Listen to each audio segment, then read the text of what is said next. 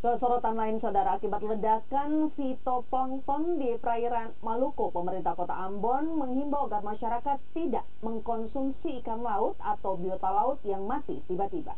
Hal ini untuk menghindari warga keracunan makanan.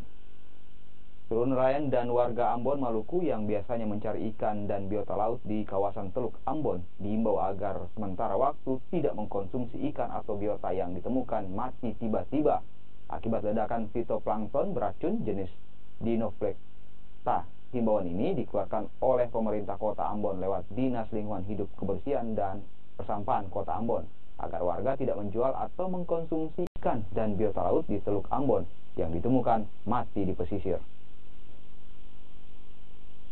Itu saja mungkin saya sampaikan. Kita ingin warganya itu